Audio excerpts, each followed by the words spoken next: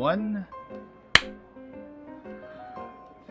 Hello everybody, welcome to GITCG Podcast. 3.7 is finally finished and now we're actually moving on to 3.8 now. But before we get into more details, we're going to go introduce ourselves one by one. So my name is EggsD. I'm your kind host for today. A little less knowledgeable than the other 4 people in the same room, but you know, that's how it be because I'm just a host. Right underneath me is Juslin. So I'm Juslin and I'm a majors participant. I'm also the theory crafting staff for the GITGG server. Yep. Okay, now underneath him is Rin. Hi, my name's Torrin, and I'm one of the casters for the GITCG tournaments. And I have casted for Astro Carnival as well before. Nice. Sumi. Hello, I'm Sumi. I'm a caster and competitive player for GITCG. My current reigning achievement is being able to make it to top 32 of Astral, so I know a thing or two about the game. Top 32, damn, disappointing. Anyways, Ting. Hi, I'm Ting, and I'm part of the theory crafting staff in the GITG server. Alright, those are the good introductions down there. So, 3.7, guys, has been, 3.7 has been like a very huge thing that happened over the years, especially for GITCGs. I know a lot of, okay, I need to turn off the alerts. There's a lot of things going on around the game itself. How have you guys been? How have you guys been faring regarding 3.7? How was it? What was the experience for you guys? This is not like meta for anything. This is just how you guys been holding up during those tournaments back then. And like how you guys proceeded. Let's start off with Juslin, or actually hold on. Let's start with Ting. Okay, there was a lot of Shenhe that was prevalent. I feel she's probably the strongest character out of 3.7, as well as the Nahida Hyperloom comp with a Nahida Fischl and Ocean. Those 2 decks were the most prevalent, I think, in 3.7. And did you survive well in the tournaments, or? Yeah, I think I survived well. I don't remember what place you were in. Which tournament? I don't know, the major or any, I don't know Astro Carnival at all, so it's like, you know. I got top 4 in the Astro Carnival Cup. Oh damn, that's actually pretty dang good. Anyone else want to tell their experience, their shortcomings, or their victorious moments regarding the TCG, this whole 3.7? Yeah, I think 3.7 is a really nice update for TCG. It introduced a lot of new mechanics, which means a lot of new decks were able to be created. Mm-hmm. We can see like a slight resurgence of Quicken thanks to Nahida, which was a pretty unpopular deck archetype because it kind of fell behind in other aspects. And the introduction of Shenhe also helped promote a lot of different options as well, with being able to play her in Freeze FDK decks as well as the Shenhe double Anmo deck, which is really popular in week 1 and 2, and Shenhe SC, which is a really strong deck as well. Anyone else up there? Personally, I like how 3.7 introduced a lot of action card support for combo decks. For example, you have cards like Kid Kujai or Legend of Vanessa, providing these combo decks with a lot more gas, to say, and Heavy Strike also giving them more reach. I really like this because my favorite decks are combo decks, and with 3.7 there were a lot of playable combo decks such as like Shenhe Freeze with Ayaka, double Pyro Ito, or even you some niche combo decks like Ayamiya that were viable in 3.3. So yeah. And lastly, Yeah, so I think the dearth of new characters and cards we got really diversified the meta quite a bit. So you had some cores from the previous format moving along into the new format. We also got a lot of new decks involving new characters such as Raiden, Shenhe, Nahida, and I believe a lot of older decks got upgrades and changes in their composition because of all the new cards we're getting, especially the resonance card, which is a pretty big deal. Speaking of which, like the resonance cards being a big, there's the whole 3.7 overhaul came. I think one of my favorite inclusions with 3.7 update was that it was not only they were limited to just elements, but like so many other the factions as well. That's actually becoming more and more valid. And honestly, having faction resonance cards also allows for an actual rainbow deck, for me at least. Because it's like, like I told you guys before, we've gone down through the song and dance so many multiple times, is that I feel like rainbow decks have so much potential, but just gets cucked eventually because of the element resonance card. But now that we do have a fucking region resonance card, we can do something now.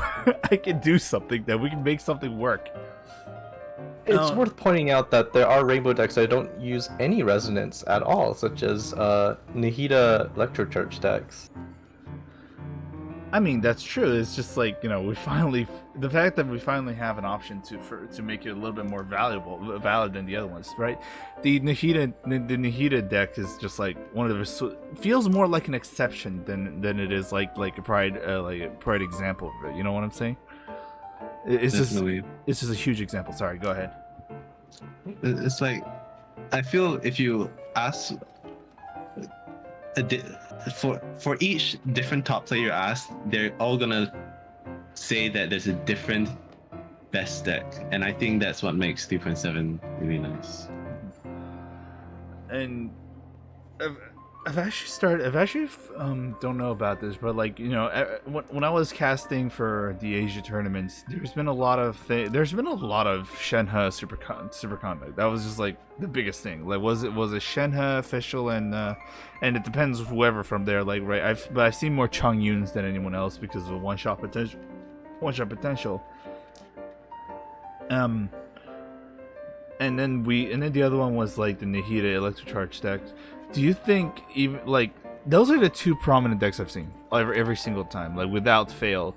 So do you think even with so many new cards coming up, are they back into limiting themselves, and what's the prime top in the meta? There's still gonna be very good decks, but right now with Mona as the premier aggro deck, they might not be able to get their combo going before being pressured out of the game easily. Right. The problem with those two decks in the 3.8 meta is that they aren't able to use the new powerful action cards that were introduced. But since the core is still pretty strong, I've tried it and the deck still feel pretty viable. For Shenhe Superconduct, what you can do is you could like run Shenhe Sarah Chongyun, or instead of Sarah you could also run Fisher and Raiden. And the biggest thing, you just don't really go for Raiden burst much anymore because she just gets FTK'd or first turn killed by the 3.8 decks like Clemona. But you can take advantage of the Eula buffs. It does feel decently strong, and I think it will see tournament plays too. Anyone else want to follow up with that? Yeah, I think once a deck has been cemented, it's been proven to be good enough to withstand balance changes. I expect to still see NEC and Shenhe's Superconduct, just like how you can still occasionally see some Clemona in there as well. It's the deck should still be strong regardless of the changes. It's just there might be decks that are better later on. Right. and honestly, I think I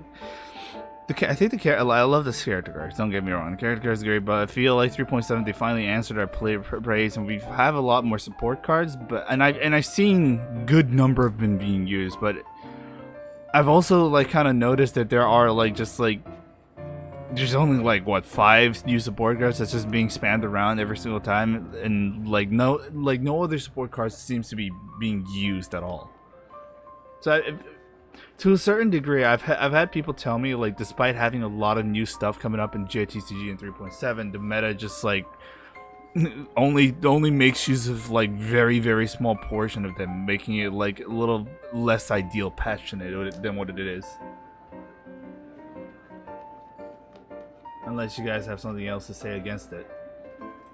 Okay, so I think that this, if you think that the amount of viable cards in the game are insufficient, then I think that's more of like playing the same decks, right? Because if you look at the action card and character card list, there's actually a viable deck for most of them. The exception is basically like the pretty bad cards, like most of the talents, a lot of the weapons, all of the artifacts, except for like gamblers and tendency optimizer. But yeah, most of the other action cards have some kind of use, I think. Mm-hmm. So if you just have to find the right deck for them, right? Like most decks wouldn't play Legend of Vanessa or Plunging Strike, but if you play like Ayaka Freeze, for example, you can make use of those cards. Mm-hmm. And if you really want to, you can also play some niche tier 2 strategies that make use of underutilized cards like Shidong. As for the character cards, I'm pretty sure like almost all of them were playable. Like there are some that's really bad, like Diluc and Diona, that usually just have better replacements, but I look at all the character cards and I think that they all had a viable deck in 3.7. So I think the diversity in the game isn't that bad. Like, you always will have bad cards in a card game.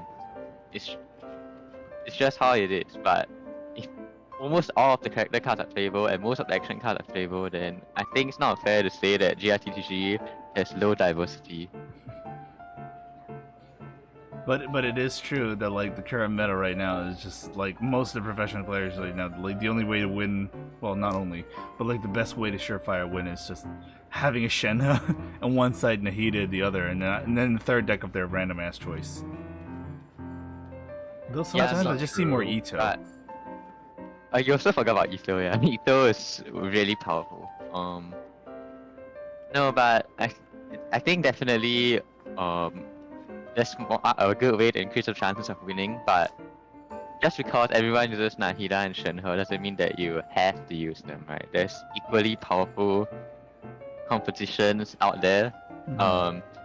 Like for example, Ting, he went top 2 without even using Nahida, right? In the 3.7 measures.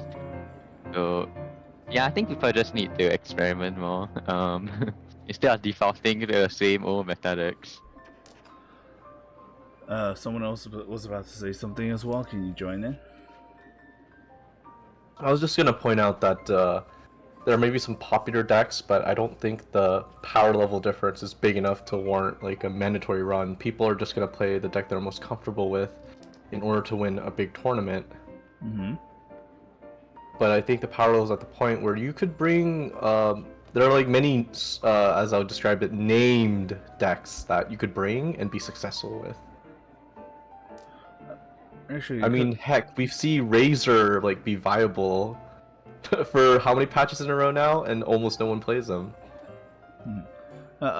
Speaking of like new cards as well, like there's been there's been a debate once before, or I might be hallucinating in this regard, but like in terms of archons, right? Like I feel like there's a little bit of a standstill in between thinking who is the best card right now that came out aside for Shenhe, is like Nahida or Raiden.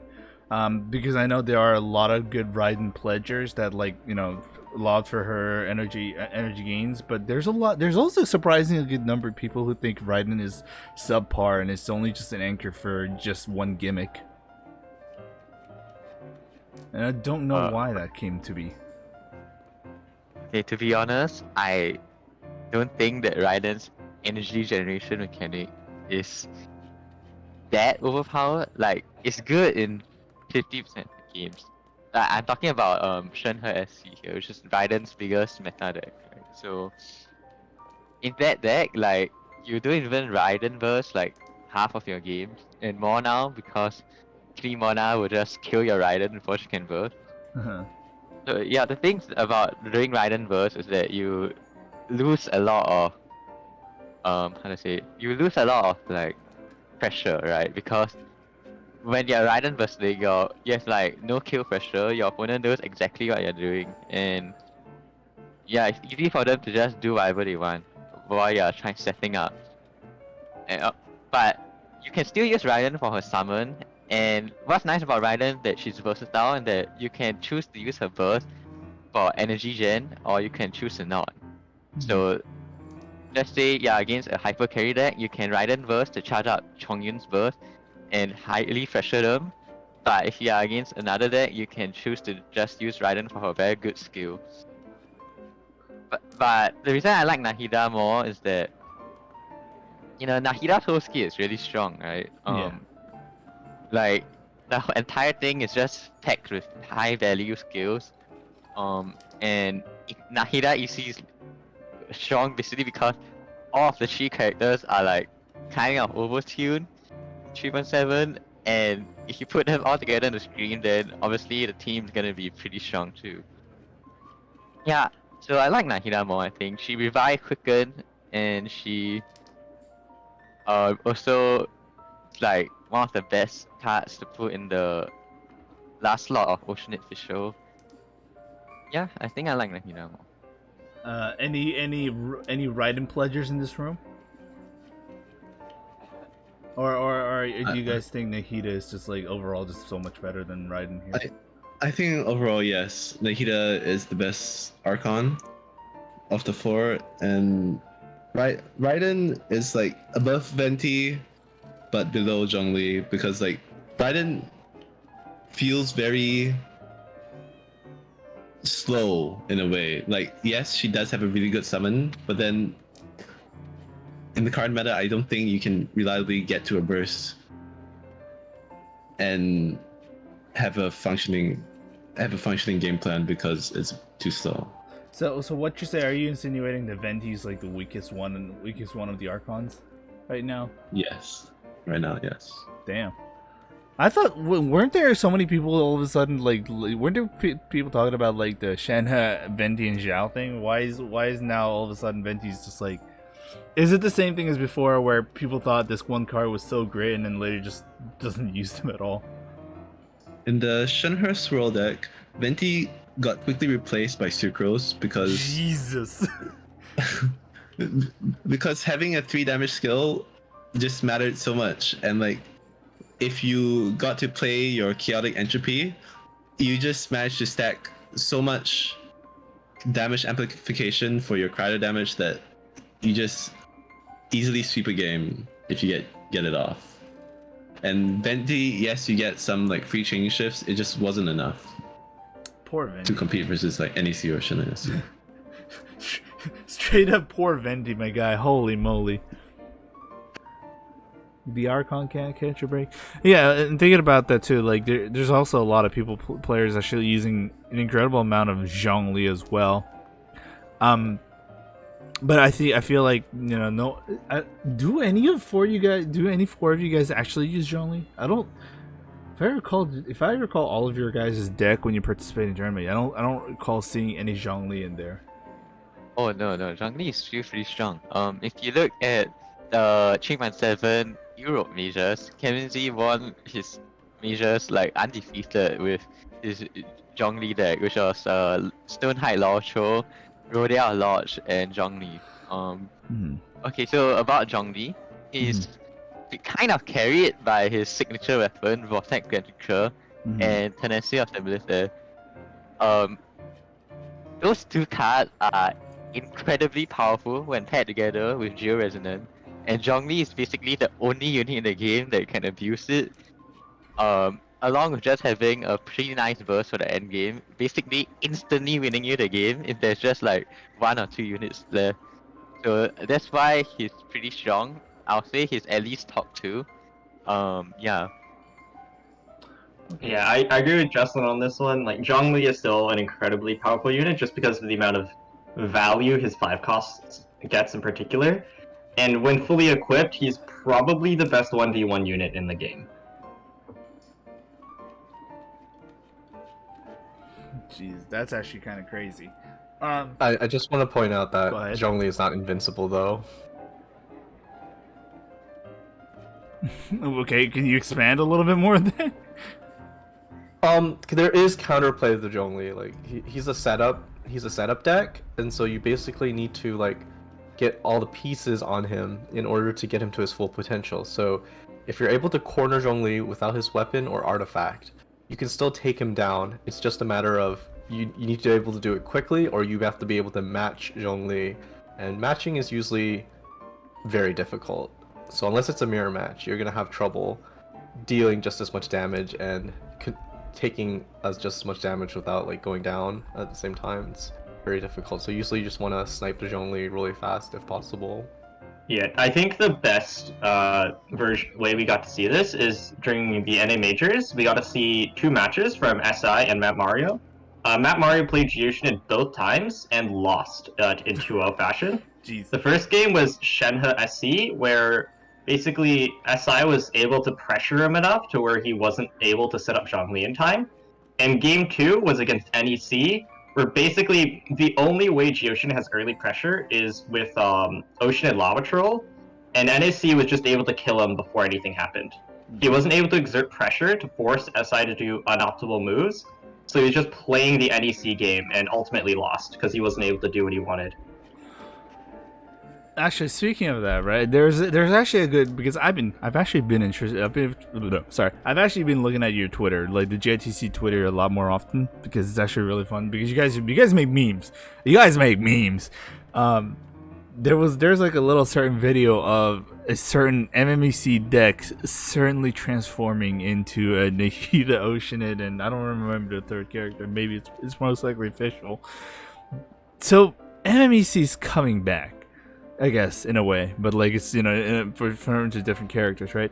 Will this be an actual problem later down the line? Because there are because MMEC has left so much of a PTSD on our hearts that we're kind of worried. You know, do you think it's an actual issue, or is it just like, nah, like they're back, but like they're not strong, they're not too strong that it's like going to be ban worthy again?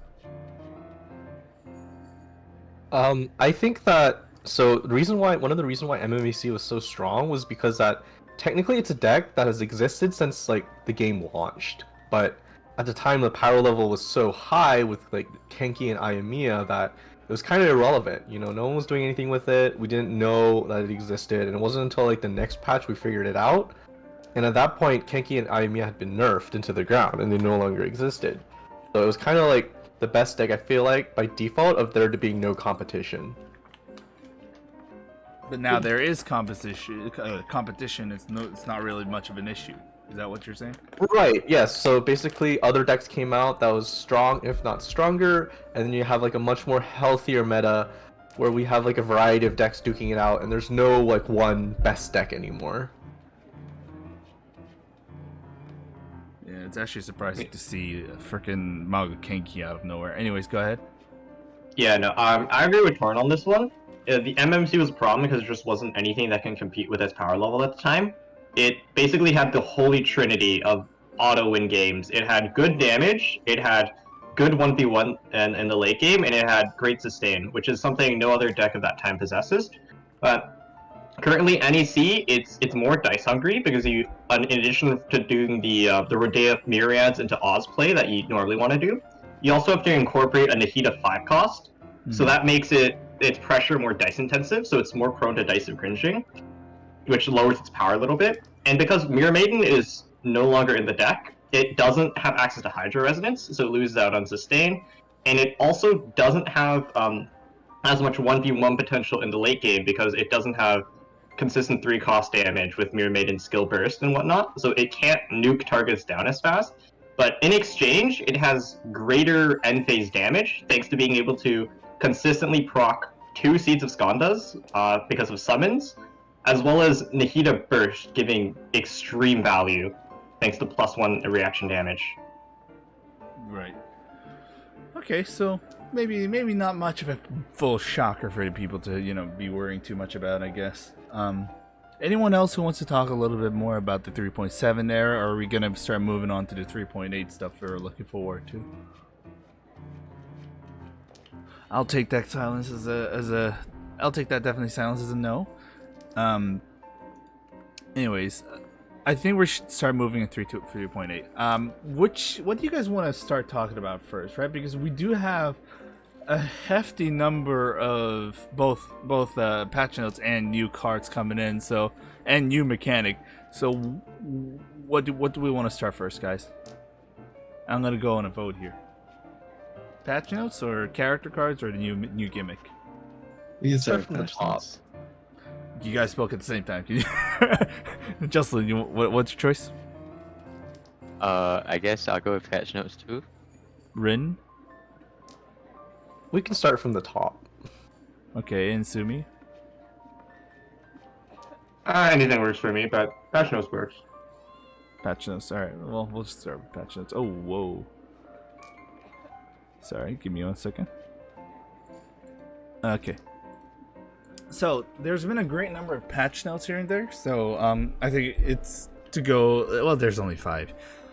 But honestly, those are really, really cool changes. We're going to go one by one from the top to bottom, and you guys need to, you guys can, say whatever you want with it. If it's actually a really good change, or if it's actually a bad change, if the change actually is meaningful, or it changed the meta, or if it's not. We'll start with Eula. Also, why is Eula the only character with a weird emote? Anyways, skill Grimheart damage increased from 4 damage to 5 damage, and her burst summon end phase damage is 3 instead of 2. So both her skill and burst gets a 1 plus damage. While skill is when the Grimheart is activated at that point. So what's the deal here, guys? Eula got a little love tap, but I think that she's still a little clunky, but she's much better than before, basically. Well, where before you skilled twice and you just basically got a regular damage skill, but now if you skill twice, you have 1 more damage, which is something.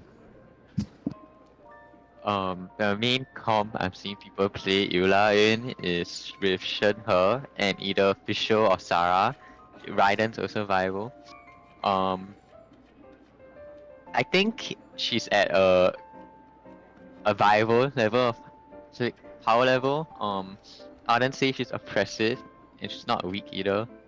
I'm still not sure whether her or Chongyun, the last slot, is better. Eula's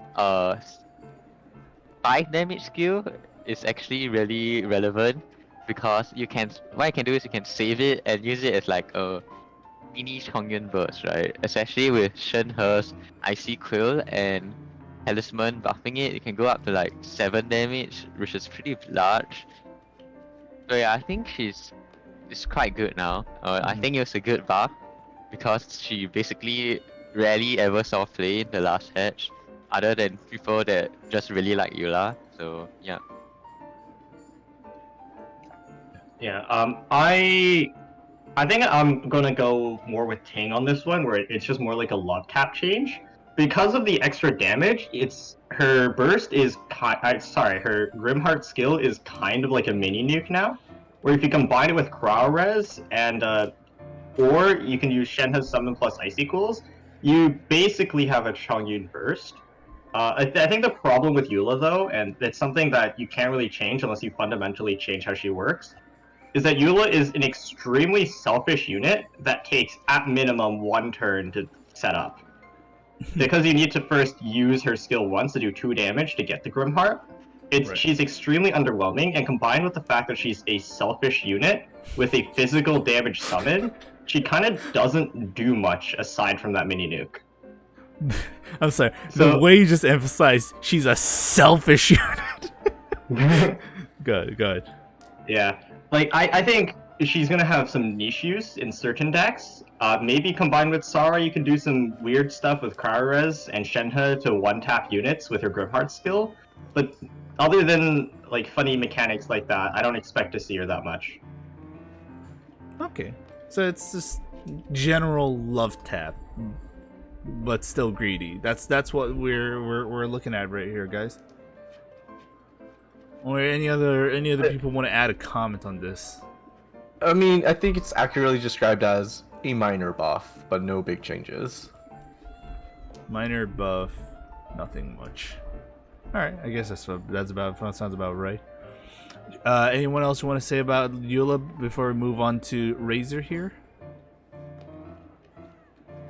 Okay, I'm gonna say there's a no. So Razor's burst cost has gone from 3 to 2 energy, but his damage also decreases by 2 points. Is that a worthwhile balance? Is that a worthwhile trade-off, or is that kind of Pepega, guys? I actually don't know Razor. Razor's that one character I just don't know what's going on with that guy. Oh boy. I should let Ting go first on this one because this is a pretty divisive change, not a nerf or a buff. Oh. It is a straight buff to Razor, as it allows him to like get off his combo much earlier, like comboing it with Chongyun Frostfield, and you can burst on round 2 with Razor if you get like an energy card. And if you attack 3 times on round 2, you just basically almost kill the enemy team, and it just helps Razor a lot by being a much faster character. So yeah, I agree with Ting here. I think it's just a straight buff. If you look at the damage numbers, post buff and pre-buff, so to charge up his burst, you need 3 damage Qs, so that's 3, and then your burst will do 5 damage, right? And that's pre-buff, and post-buff, you do your 3 damage skill 2 times, your burst does 3 damage, while your enhanced skill does 5 damage. So it's literally the same damage. While you actually can combo with his burst much earlier with something like Chongyun. So yeah, I think it's just a straight buff. And like Ting mentioned, Chongyun Razor is a pretty strong team right now. So it can get shut down by fast aggro decks like Clemona. I'm with Ting and Juslin, where it's a straight buff to Razor. However, it is a nerf in the Chongyun Raiden Razor deck. That deck uses Razor as like a second mini nuke. As like a second nuke after Chongyun, where you'll use Raiden to set up, and then you'll nuke a unit with Chongyun. You'll hit him with a Q, his skill, and then when Chongyun gets taken out, you come in with Razor, use an I haven't lost yet or Electro res, and burst again on Razor to nuke down another unit. In that deck specifically, because of the lower burst damage, it is a net nerf, but overall it is a buff to Razor. Yeah, this is what I meant. Like, the previously existing Razor decks kind of was built with the assumption that Razor has a good damage on its burst, but required 3 energy, so it was kind of tied to Raiden decks. But now, because Razor has been buffed, the lowered cost and energy kind of opens up the way for a lot of new deck compositions that don't need Raiden at all. So like the old Raiden deck is kind of dead, but now you don't need Raiden, so like you can make all these other new decks potentially in the future. Right. So generally, a good buff on Razor opens up for more decks, no reliance on Raiden. I guess that's what I guess that's what you guys are saying, right? Am I getting it right, or you guys are? No, this is correct. So basically, one deck died, so many more can live now. Yeah. All right, that's fine. The next one is I think this is the loudest one where people were like, debating the most. Correct me if I'm wrong, but Beidou has undergone a huge change where her skill damage is increased from 2 to 3. Her burst cost decreased from 4 to 3, but her burst damage has also decreased initially at 3 to 2. What's going on here, guys? It's really sad. It's okay. So that's not a good start. Okay. It's good. It's a really good buff, but that doesn't make Beidou viable. Oh, okay. Anyone else who want to disagree on that take? No, I agree with Rin here. The issue with Beto is that she's a combination of a tanky 1v1 unit because of how her skill functions, but she also wants to be a setup unit because of her burst, and it's kind of hard to find a middle ground between the two because of how slow Beto plays just by existing. Her skill, you need to sacrifice one turn before you do any damage at all, which naturally gives the opponent priority because they'll always go before you. Yeah. And as a result, you'll always end second, more often than not, if you ever bring Beto on the field. So your opponent is kind of able to dictate the pace of the match. But as a sacrifice, like as an up end, her skill is a 5 value skill because of the 2 shield. And if your opponent doesn't attack to not give you extra value, you essentially go turn neutral. But the issue of that, like, regardless of how good her skill might be, her burst is like really iffy to get off because it's 3 energy and how slow she plays. So you'll 100% need some type of energy acceleration as well. So Beto needs a lot of stuff to function. You'll need to set her up with defensive items so she can become a carry, and you also need to invest a lot of energy resources if you want to use her as setup. So basically, Beto is too resource intensive to get use. Just use Fischl Lamau. Okay, Man. so Go I ahead. think that Vado is a viable unit now. I think you rarely ever use her for her burst though, or even just like as an anchor. I think you just use her for a skill, which is very valuable. The turn stalling thing is actually a benefit if you build around it, because the thing about GITCG is that if you have very low turn priority, like your opponent has already like at 1 dice when you're still at 5 dice, then when they end their turn, you intentionally have infinite fast actions, right? Mhm. Because they can't react to any of your plays. So that's why the turn stalling from Beidou skill is actually pretty valuable. The main deck I've seen Beidou being used in now is Beidou Chongyun Razor, where Beidou is essentially just alternative setup unit to Razor, and she can also be used to turn stall or Razor, and before you swap in Razor and combo on him. It basically helps to protect your Razor. So yeah, I think she's quite viable now, but not quite at the tier 1 level, tier 0, tier 1 level like some other units are, such as Oceanate Ito or like even Shenhe. So yeah, just pretty good, above average I would say. So she's I'll say she's a little lesser than other powerhouses in the game currently. Yeah, I think that with the buff to her skill, like before, if they just swapped, you would just feel really bad. You just do only 2 damage, and it's like, why are you even pressing the button, Beidou?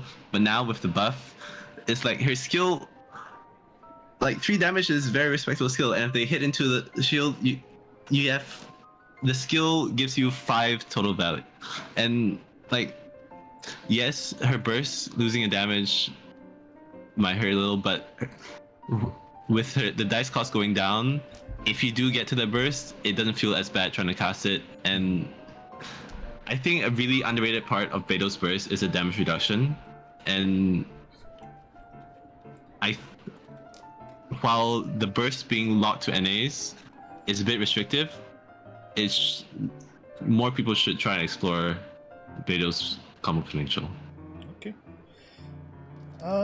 Anyone else want to say a little bit more on the Beidou, or is it still good? Are we good? Alright, I'm gonna. I just forgot that like Beidou's burst cost was 4. Yeah, I kind of just want to throw this out there before we move on to Oimiya, is that the deck makes the character. You can have the best Omega OP character in the game, but if you can't find a deck for them, they're essentially useless, right? Like, you would not want Bennett in NEC by replacing any of the characters, even if you can guarantee a Bennett talent every single game. Right. So it's really the deck that makes the character, and if you And like no matter how good it is, if you can't find a good deck, then the character is bad. And even if Beto is like underwhelming compared to some other options, if you can find a deck that makes her work, then Beto is good. Okay. Next up, Yoimiya. Burst cost reduced from 4 to 3. Burst damage reduced from 4 to 3. Is Yoimiya back, or is Yoimiya just not back? It's like beta all over again. Ah, I see. Is it the same scenario? It does make her good, but there's really nothing that fits her real still because there's. Okay, well I guess I need to clarify. So Yoimiya was still perfectly usable before for like Pyro Resonance and Inazuma Resonance, as well as having like Pyro infused NAs, normal attacks, which is like solid. But Burst, useless. Now all this does is nothing changed. She's still doing the same things. Burst is slightly cheaper, but like it's very rare you'll actually get to it still because of the 3 energy cost. So we're not back in 3.3. Yeah, I think Yoimiya's power remains largely unchanged. She was still perfectly viable, especially in a 2-Tau Yoimiya deck, where you would essentially have 2 Pyro carries and just turn stall to OTK with Xingqiu Rain Swords. I think now with the current burst, if you get to it, it's like a less of a pain to cast because you need 1 less dice. Right. But overall, I think Yoimiya's power is the same as before. Although I would consider the burst a buff. So personally, this might be a spicy take, but I actually think she was nerfed. Not because of the actual changes to her, but because of the changes in the surrounding landscape of the meta, right? So a very aggressive deck such as Clemona got nerfed, and there's also decks that really punish you if you don't have early pressure now, like Chongyun Razor, that can do like 32 damage by the end of round 2 if you have 0 pressure. So it's quite hard for Yoimiya to play right now, no matter what playstyle you use her in. Like in combo with Xingqiu, you use her as a combo unit herself for her burst, or even just use her for her turn stalling in her skill. All 3 playstyles got pretty big nerfs in my opinion because of the prevalence of Clemona and Chongyun Razor now, but I could be wrong. But yeah, overall the actual changes themselves, they are good. It's just that the surrounding meta is pretty bad for her. Well, that's not exactly like a direct nerf to the character. It's just an indirect one. But you're still arguing in the sense that like Yoimiya's buff on here, changes here, is still technically a buff on her. Yeah, it's definitely a buff. But all the other changes in the game were nerfs to her. I disagree with that personally, because like I think this new meta is not going to be very much different than the last one, aside from some reshuffling of characters in some decks. I think this is a good summary right now, but keep going. Well, no. It's safe to say. So basically, the buff itself, good. Doesn't change anything, but it's a good buff. What happens in the meta itself is irrelevant to the fact that this was a buff to Yoimiya. But there are people who argue against that too, right? That's what's going on. No, so basically, buff to Yoimiya is good, but her place in the meta has not changed. So anyone disagree? Because I feel like there was a little contention here and there, but all of a sudden now it's just we all agree on that one. Is that what's going on? It's a slight buff, but nothing really changed for it. Yeah. All right. It's a slight buff to Yoimiya, but her place in the meta as an individual unit doesn't change. I think what Juslin was arguing is that the landscape around her pushes her down when you combine her into other decks. Yeah, I actually think she's a bit lower now. If you like were to make a tier list or something, I'll rank her slightly lower. One day. Hot take from Juslin. One day we should make a tier list stream. Maybe not here, but maybe somewhere you guys are comfortable with. That's a content idea. Anyways, lastly, Shangling burst cost. No, not burst cost. Sorry, burst damage increased from 2 to 3. I'm assuming this is just the initial and not the recurring Pyronado. Yes, that is correct. Uh-huh. Hold on. Just copy paste Yoimiya's text, Uh-huh. and then just paste it. Yeah, alright? yeah. Why you copy paste it was fine. Oh, Yeah, okay. basically. So that's what it is. So It's a buff and it exists. Is Sorry. all I can really say. So you're saying the biggest winner of this whole patch notes is Razor, and everyone else is like, eh? Who's the biggest loser here? Who in this place? Like, I know it's like no one got nerfed here, technically speaking, but like, who has like the least amount of changes and just worth not looking at into? Because like right now from this list, Razor definitely took all the prize, got the cake and the wine and all the stuff that he wants, and taking it home with him. I would actually argue in terms of like what it does to their kit. Beto might actually be above Razor in terms of winning, but I think in terms of overall viability, Razor is the king.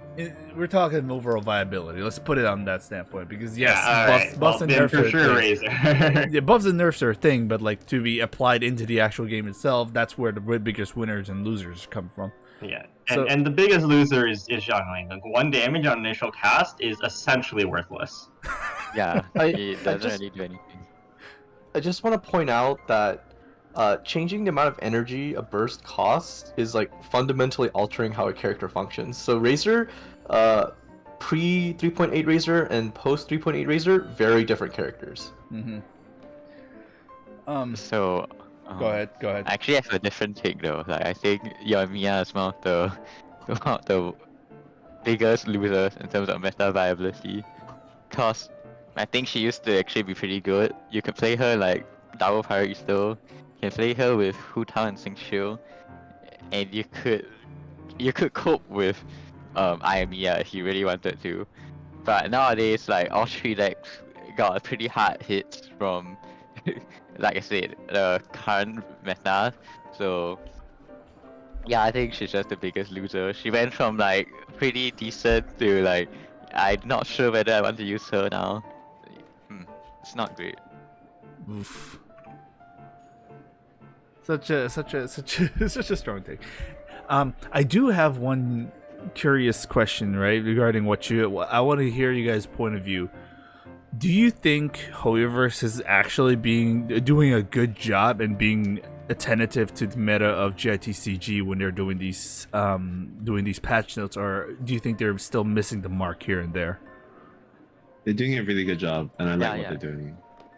Yeah, They might miss a little bit. Yeah, they might miss like a little bit here and there, but then those aren't really the outliers. But generally, hoyoverse is catching out the outliers right now. Like if they're performing too well, or if they're underperforming too much, then they're like doing the necessary changes to bump them up or bump them lower a little bit, which is nice.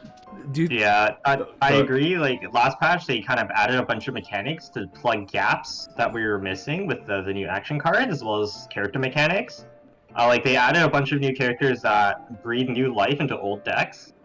And this patch as well, they're doing a great job of kind of putting attention to characters that aren't being used that much, and adjusting their viability to hopefully make new archetypes. And even the change to Xiangling is like, despite it being negligible, it's putting attention to an extremely underused character to maybe encourage people to try some things out with her. See, I'm also asking this because I feel like hoyoverse's response, the speed of response for character balance, the card balance, has actually been faster because considering remembering what happened from 3.3 to like how it is. I feel like they're responding to like ultra meta things or ultra like underperforming ones a lot faster, because considering like how long it took Maga Kenki and how long it took MMEC to get nerfed down a little bit.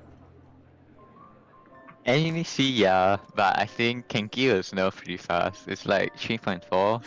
There's not really any faster way they could have done that unless they do niche patch balance changes, which I actually think they should do actually. More frequent balance changes would shake out No, the meta more and no, make it more interesting. I'm gonna say that's a little too far of a take, right? Yeah. Like I you're think- saying like 6 weeks is a good enough time for patch cycles to happen. If you're saying like somewhere around like Right, 3 yeah. weeks or 4 weeks, I don't Yeah, know about probably. that. Yeah, I think generally they address it pretty fast. I think the problem with MMEC is just when it was discovered. It was discovered a few weeks before the new patch, so we had to wait an entire patch cycle for it to get updated, so it felt like an eternity. All right, that's fair enough. Okay, well, since we were done with the patches, I think we should start with. I think we should move on to the characters, right? There's 3 new characters that has been introduced.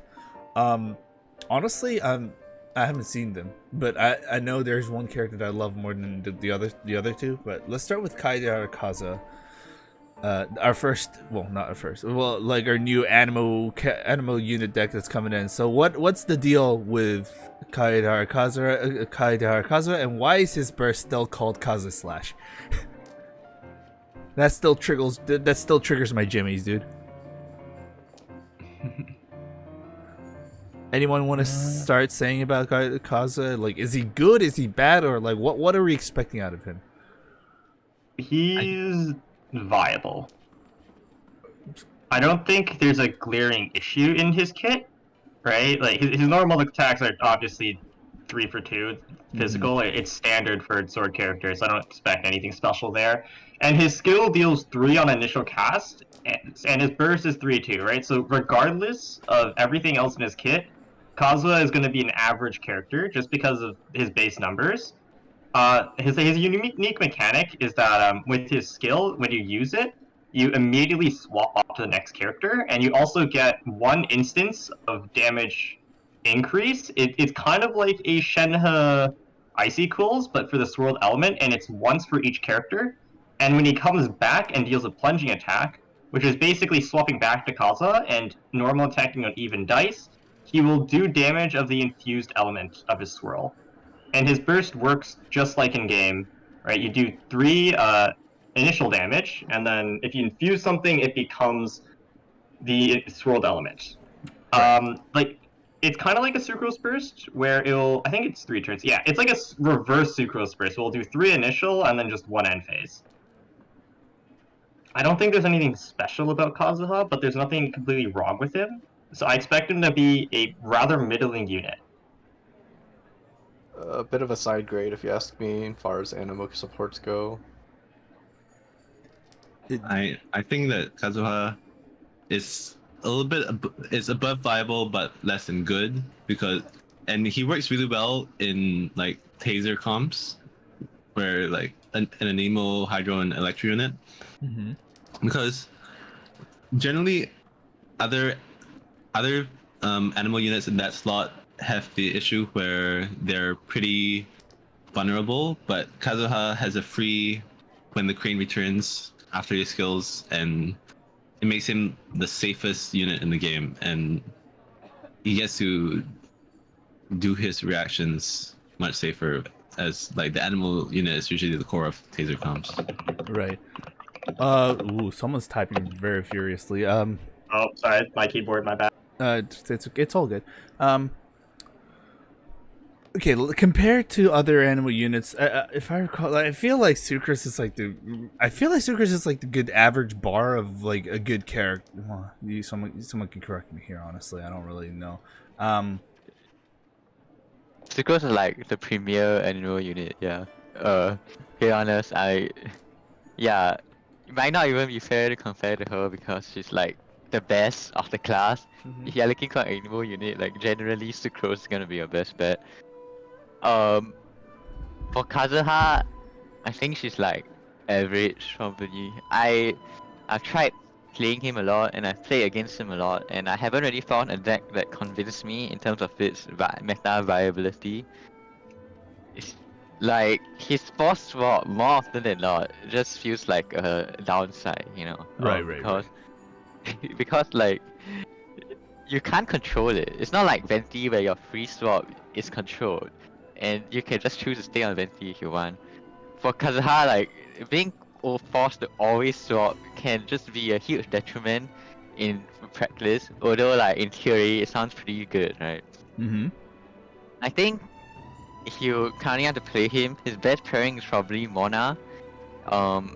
She's just very good for animal characters in general because she can guarantee a swole, and you can swap back to Mona to tank damage and still get your fast swap off to the other characters, assuming you haven't used it this round. I So see. yeah, that's my thoughts on Kazuha. Anyone else want to add on to this, or are we gonna move on to Candy's nuts? Wow, just for that, I want to stay on Kazuha longer. you don't get the authority here. All right, let's. Oh, whoa! There was a little bit of a thing. All right, let's go to Candice. Okay, so we all know. Everyone in this room knows that Candice in the main game is Batch. No one really likes using Candice as the main character right now. How is she in the TCG? How is she in the actual card game? Is she better than her main counterpart, or is she just like the same kind of sad state? I think she's quite a bit more interesting in TCG. Okay, can you explain a little further? Well, for starters, she's got Beto's skill. This is post-nerf, of course. So that's already plus value there. You go plus on shield, nice. And then you also have a burst, which is a hydro infusion on normal attacks. That's really good. Yeah. So, because she has like a Beto-like skill, that it already makes her by default a good anchor. Just because you can get guaranteed 5 value if it's 1v1, and if they still have a character to switch to, you just go neutral on skill, so it's 3 for 3. And with her burst, there's a really funny thing you can do. If you have icicles and Candice burst, when you swap a character, it's a guaranteed freeze. It's only once per turn because the hydro damage on switch is only once per turn, but it's something you can do, and I think it's funny. Yeah, I think Kaya Store probably still likes Ayato more than Candice. Or at least in my personal opinions and testing. But I think Candice is a solid unit. She's Hydro, which is a good thing because just like the base game, Hydro is a very strong and versatile element. She's also one of the few viable Hydro anchors in the game. Her skill is extremely powerful. It's high value, and the turn stalling is very valuable for characters like Ito that really want to be protected, right? So you can turn stall on Candice and then swap onto Ito with your dice advantage, which makes her pretty good. Apart from Ito, I haven't seen a lot of other decks. I think it's like some people playing her with Klee. Candice Klee, which basically guarantees you a first turn kill. And there's also like Candice Razor, but I think Chongyun is just better. So yeah, that's my thoughts on Candice. Here's where I introduce you to the ABC deck by request of an unnamed server member. Are you sure you're not gonna name them at all? Yes. Before this podcast began, they hopped into my DMs and personally requested I introduce this deck to the world. Okay. Alright. ABC, also known as Amber Bennett Candice, is a double pyro stall deck. I'm gonna let you guys go on with this. Go ahead. I'm listening. It's a double pyro stall deck, which is, it sounds counterintuitive, right? Because pyro is usually the aggressive deck. It's a double pyro stall deck that's made to counter Cleomona, which is really strong right now because of Covenant of Rock, which gives it really good early game damage potential, because usually the first turn of Cleomona, you empty out all your dice. So it's just like a free 2 dice on turn 1. It's strong because you have Amber Baron Bunny, which is basically just Pyro George. And then you also have Bennett Talent, which gives you good late game potential, and then Candice, like, turn stalling, as well as her extreme high value skill, makes it so you're able to receive a lot of damage, but also deal it back. For the Okay. record, this is relatively untested waters. This is a That niche is deck right now. completely untested. I have not played it myself. It is Just- just a theory from when I look at the characters. A game Uh, theory. Can this double This is power what it's user? like at the beginning of I'm every introducing it because I have a reputation to maintain. I feel like most things just start, like most bullshit things just start with, guys, listen, and then it just Guys, from there. And then Guys, from there. listen, I have from the song. You It's trusted just- me. Wait, Juslin, you sound like someone I know. Oh, Can't quite yeah, put my someone. hand- Oh. Stop. Yeah. Overall, Candice is just an okay unit. That's Okay. it. Yeah. There, It's she's like okay. it's kind of the same as Beto, where you have like a skill that gives you plus value with a way to, with like at minimum it goes neutral with a burst that is situationally useful, but you don't want to use it that often. I personally think her burst is great, and I look forward to seeing what kind of decks will be able to utilize this to its fullest.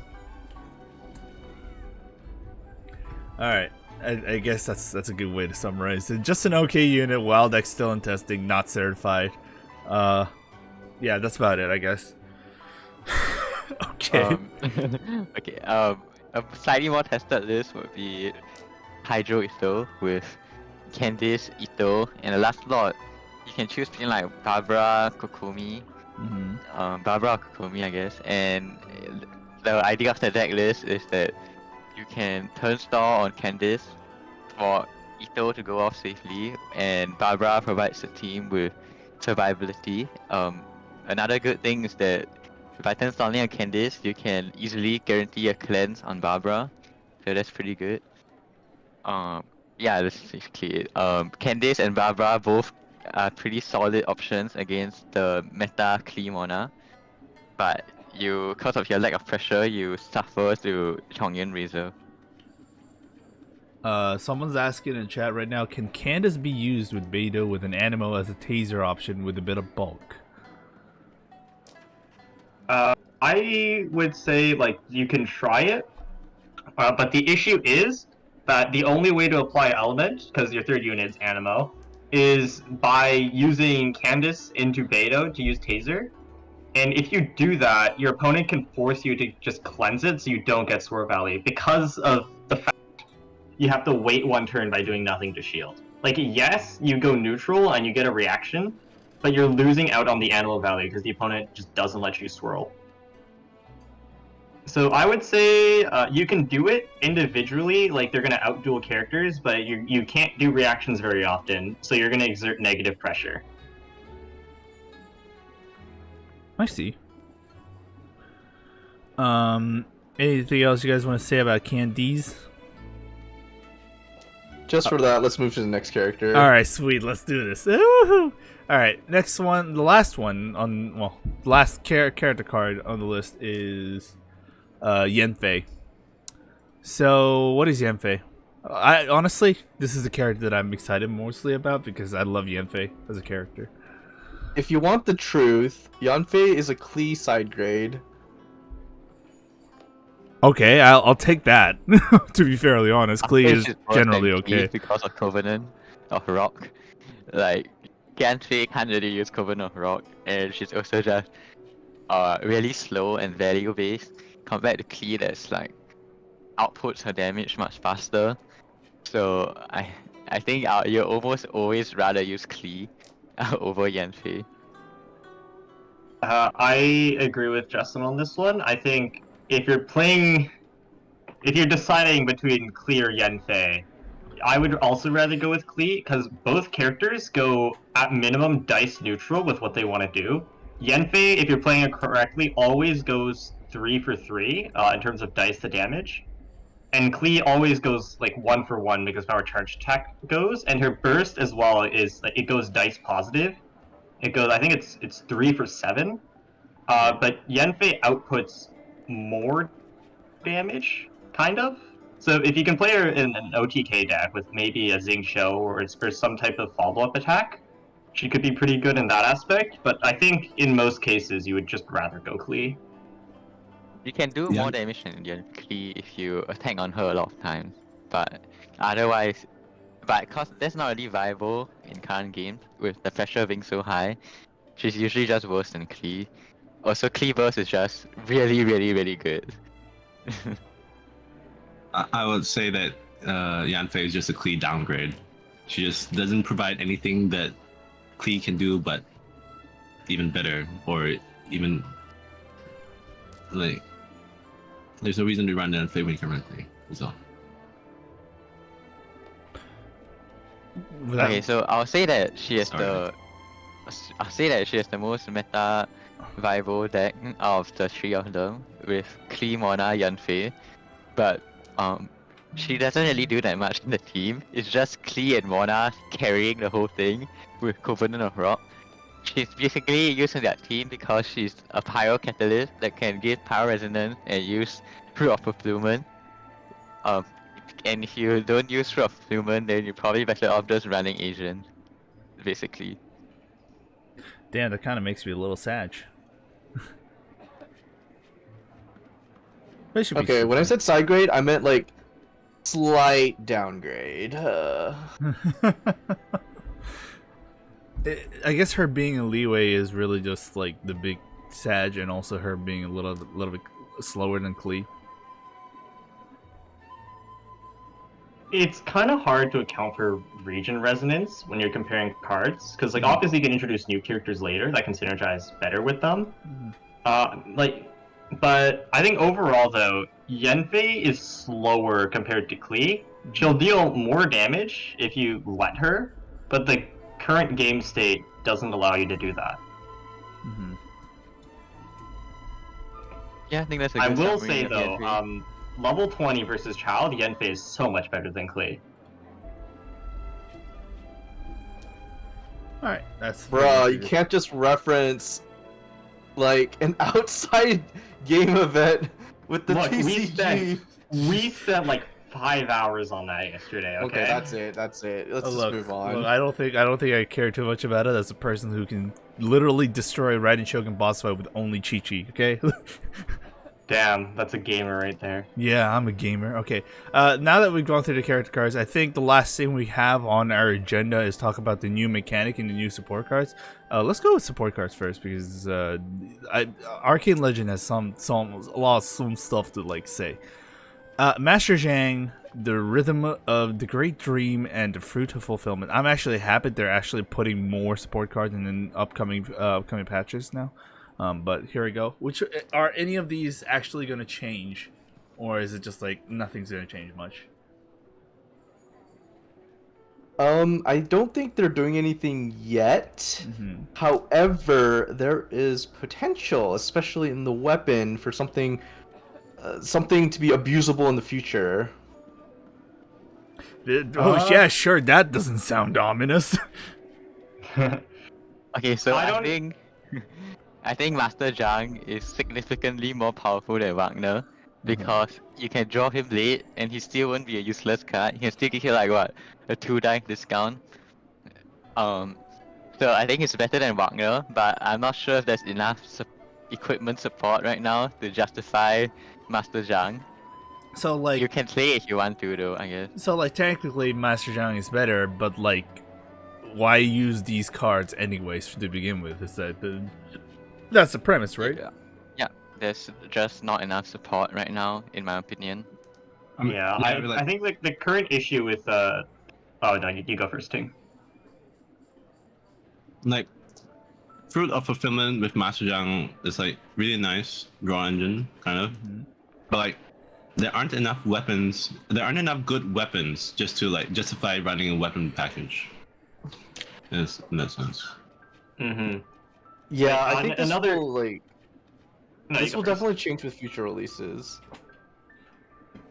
I just think the issue that's fundamental to weapon/artifact engines is that you need to draw your artifact/weapon as well as your engine piece. So at minimum, you're taking up 4 spaces in your deck to get plus value when you can just play ramp and get plus value anyways, and then put the weapon on later. I think the one that probably has the most potential is the Fruit of Fulfillment, because you can do some stuff in Clemona where you can draw cards as well as do more damage with the power of Book Tech FTK.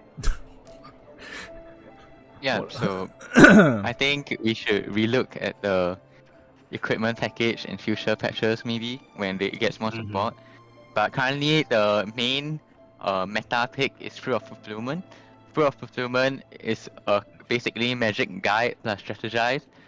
It's good because it compresses cards, and in terms of like TCG, card compression is good because if you effectively can draw more cards with it, right? Like compared to playing magic guide slash strategize, by just link Fruit of Fulfillment, you effectively see one more card. If you understand what I'm saying, which makes Fruit of Fulfillment pretty decent. I mainly see it used in Clemona as just a nice option to hit your 9 Hydro Breakpoint with Pyro Resonance, and it can also be used as a store break option. Okay. Nothing else to say on the support cards? Can we move on to the big thing here? Yeah, let's go. I don't think it's big yet. Okay. Well, okay. We're not going to start with that immediately, but first of all, again, I'm not very used to this Arcane thing. So we have a new mechanic called the Arcane Legend. As far as I'm concerned, there are a card that you just get in your starting hand from the very get-go, and you can only use one card per match, right? Yes. Is there like so there are also conditions that needs to be met when you play them? Yeah, so in exchange for being 0 dice and always giving you positive value, you only get one of them in your deck, so you can't play 2. And when you go into the game, there's going to be like a little star icon next to your name, and that's basically the currency you use to play these cards, and you only get one of them. So you'll always give it in your starting hand of 5, and you're only able to put 1 in your deck, and you can only play 1 per game. But the card that you play will always give you +2 dice of value, somehow. Is it revealed if you have one? Well, you kind of just know if your opponent has one. Like, you'll know that if they have one, it's in their starting hand, but you won't know if they have it in their starting hand. So you won't know if you're playing it or not, but you will know it's there if they are. The question is, will people actually use these Arcane Legend cards almost every time you go into the tournament? The answer is yes, right? I think it depends. There are decks that want to use it, and then there's also decks that don't. Just because this isn't like an extra deck in Yu-Gi-Oh! Where it's like it's 30 plus 1. You can play 29 cards plus this. So you have to make a sacrifice somewhere. And sometimes that sacrifice is too costly to take, right? Essentially, yeah. I think in decks like Geoshinid or like in Ito decks where you always want to equip double artifacts, you will basically always play Ancient Courtyard because you want to put that second piece of equipment on your character no matter what. So it's just a free +2. In Covenant of Rocks, you might play it in like OTK decks where you really just want that extra dice to go for your one just the win.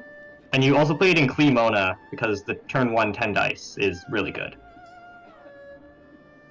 I mean, at the moment, we don't have enough Arcane Legend cards to justify having one in every deck.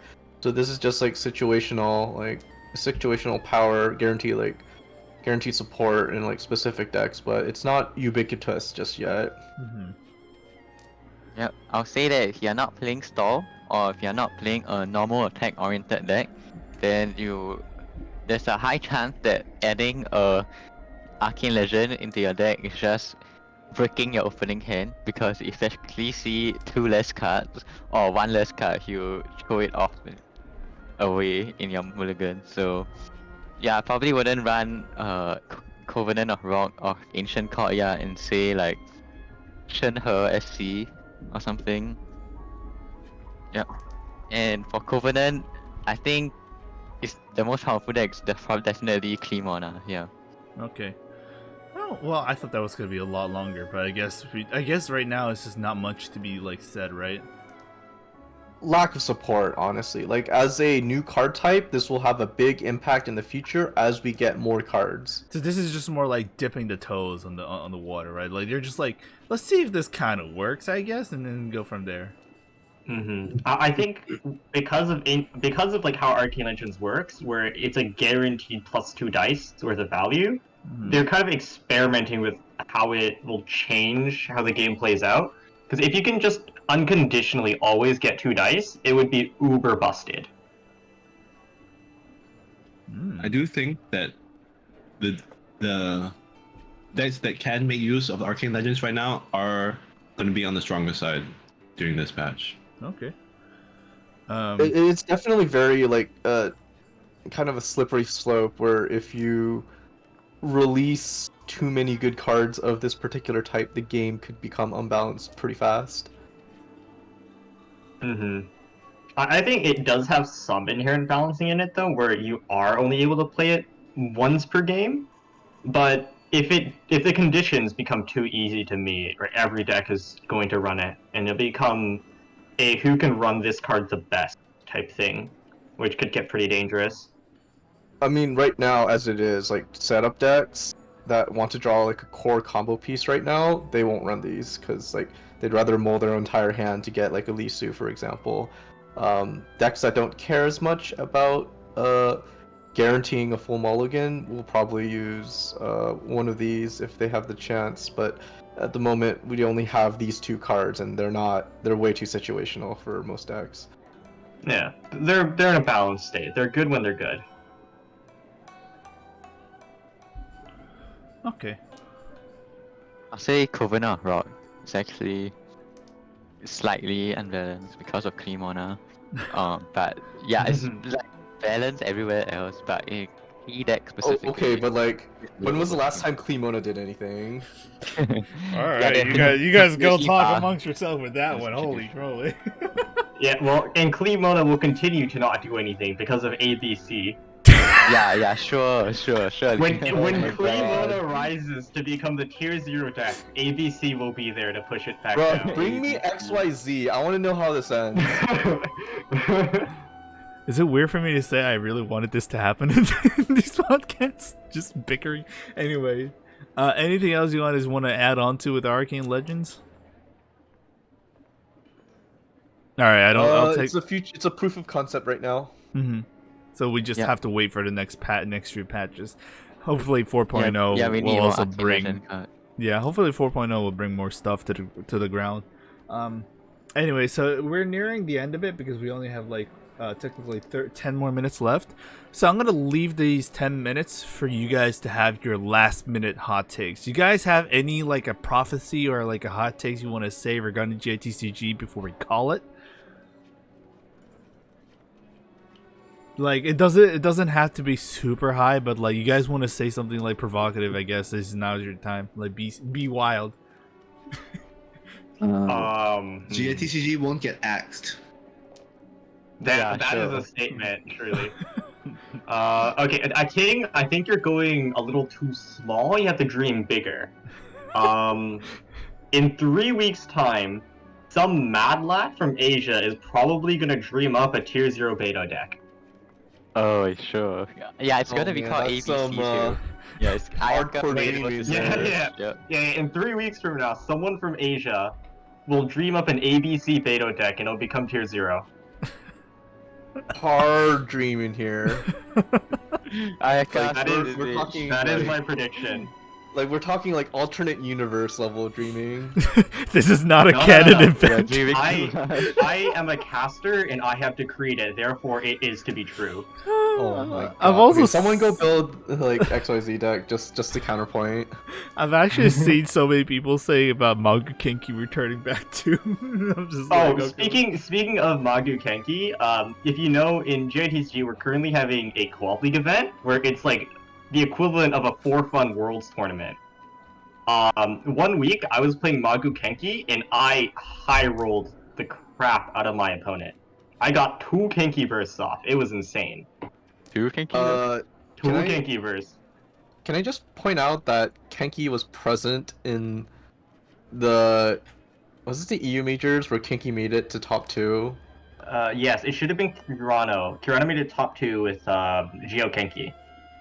So Kenki is not like unviable, guys. Like Kenki is still viable in the meta, if very like one trick. Yeah, Genki is good if you can get a turn 2 burst with like a Liu/Star Signs on double summons. if you guys can do seen that, Game 1? like you're winning. Have you guys seen Game 1 of Asia? It's like, Kenki is definitely still viable. Dude, the Asia tournament was. I'm not gonna lie, there's way too many high rolling. There was, I think there was 2 matches where I don't remember their names exactly, but there was like one incredibly ridiculous high roll of a century I've ever seen in my life. I think it was it like a Kenki hero? I don't know, but it was like at one point they just pulled a 6 Omni dice and had all the cards that is necessary for a whole setup to happen at the same time.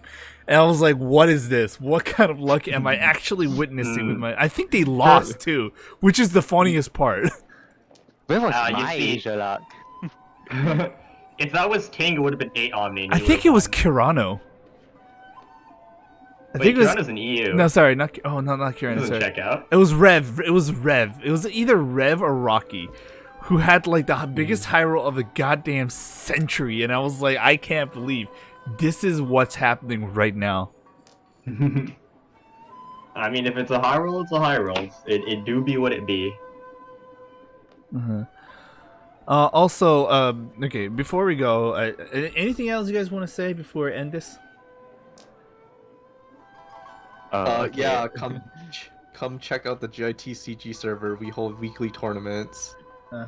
Yeah, our 3.8 tournaments are gonna next week. starting next week. Tournaments are gonna be back. You can join in majors. You might have seen the stream. I think we had our Asia one on Kaching mains, right? Yep, we did. Yes. Yes, it was the. So if you do well enough, that could be you. You can make it live on stage. I also make a poggered by casting the was it NA or EU? I think it was NA. Casting You NA. half casted the EU one. Oh, okay. Dude, listen, I can't keep track of everything. That was a few days ago. I can't keep track. And also, if you guys are wondering, wait, where can we find you and stuff like that? Over here, we do have multiple socials that we can hear. So KQM. Okay, you don't really need to look at the KQM side because you guys are already watching here. But like, you know, we have a Twitter, we have a YouTube, we have a Discord, we have a Reddit, and we have a website. So this is GITCG. If anyone wants to like do a little call out on the links on the left. Okay. Yeah, especially if you go to our Twitter, you'll find a bunch of funny memes and an occasional deck guide when a popular deck comes up. On our YouTube channel, you can find like our previous tournaments as well as some educational videos about TCG. You might hear my voice in some of them. And in our Discord, like we'll interact with the community pretty often. And if you have any questions about the game, feel free to ask it there. We'll do our best to teach you. Reddit exists. The correction is that I have a better voice than he does, but you know, we don't talk about that. Oh, I see. It's getting. I don't know, man. Look, you do you. we have established this that I have the godlike voice. People love me for my voice. Anyway, anyways, website, Discord. Discord is where like the majority of the GITCG activities are happening. So if you have any questions to building, trying to win games, you know, one day you just had enough of your friend beating the ever living crap out of you in GITCG. I don't know why would you, but like let's say, so you were like, damn it, I need to get stronger. I must become stronger, and then to learn the basis of the games from the very start. People in Discord will actually help you out. I'm pretty certain if you just tell them, I'm pretty sure if you just tell them this is my deck right now, and you show them like purposely absolutely shit deck. Professionals are just literally gonna come to you like in pain, in actual physical pain, saying, "Honey, let me show you how you actually built a deck." That is in fact Disclaimer: default deck can win Arena Champions trust. Oh, have you seen some of the things that won Arena of Champions? Holy. Like, Lecter Lava Troll, what was it? It was Lecter Lava Troll, what was the third unit? Lecter Lava Troll Chicken with a full weapon deck won 5-0 Arena of Champions, like, multiple times. It's kind of funny. To be fair, that was a big launch of Arena Champions, but yeah, you could win in Arena Champions just about anything at launch. I'm not sure how good it is now, because I haven't played in a long time. Alright, I think that's about it. Thank you guys so much for participating. Before we go, I would like you to have like a few seconds of your time to goodbye, or less things to say, or like tell us what's going on with your lives. So let's start with Juslin. Yeah, thanks for having me on the podcast. Quite enjoyable to be here and talk about the 3.8 meta. Yeah, my closing statement is to play clean mana. It's very strong right now. Oh my god, okay. Ren? Ren? Oh, okay. I was muted. Thank you for having me. It was a lot of fun being here, and hopefully I can come and be on stream more in the future. Sue? Also, I'm forever an Ayaka Freeze main. Oh, of course you are. It's Sumi? good, trust me. Dude, I'm not listening to you anymore. Regarding the Ayaka shit, dude. It's like a goddamn heresy at this point. Sumi? Yeah, well, thanks for having me on. It's always nice to come up on stream and talk about what I enjoy. I hope I can get more people to play GITCG later on. I hope people can pick up the ABC deck. You're welcome, Matt Mario. I've shared your sauce. And Hoyo, please buff Ganyu. Please revert your burst changes. Please, I'm begging you. Please. I'm in despair.